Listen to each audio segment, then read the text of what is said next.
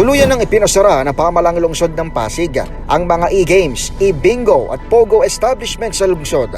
Ayon kay Mayor Vico Soto, umabot sa 18 hub ang kanyang naipasara matapos mag-operate ang mga ito ng walang kaukulang permita hanggang ngayong buwan ng Pebrero 2023 ng taningan ng alkalde ang nasabing mga pasugalan sa bisa ng Ordinance No. 55 Series of 2022. Ilan sa mga Pogo Hub ang ikinantado ang sarili nitong mga operasyon noong unang termino ni Mayor Soto, kung saan ang huli ay ni-raid ng National Bureau of Investigation makaraang magpanggap bilang BPO company. Tuluyan namang napaso ang permit ng e-games at e-bingos noong katapusan ng Disyembre ng nakaraang taon, pero binigyan pa umano sila ng isang buwang palugit para magkusang magsara. Sa report ni Mayor Soto sa flag raising ceremony ng Pasig City kahapon, sinabi niyang nito lamang nakaraang Biyernes, tinuluyang ipadlock ng Business Processing and Licensing Department ang mga pasaway na establishmento.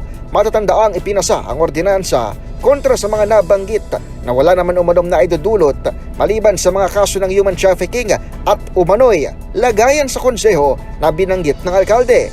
Tiniyak din ni Mayor Vico na hindi ganoon kalaki ang mawawalang taxes o buwis sa Pasig City dahil sa pagpapasara sa Pogo at e-games, maliban na lamang sa mga outlet ng Philippine Charity Sweepstakes Office.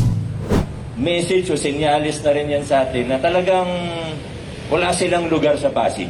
Hindi sila deserving na magkaroon ng permit. Kasi imagine kung hindi pa natin sila pinuntahan, inoperate para ipasara. Tuloy-tuloy lang sila. Wala silang pakialam kung wala silang permit o ano.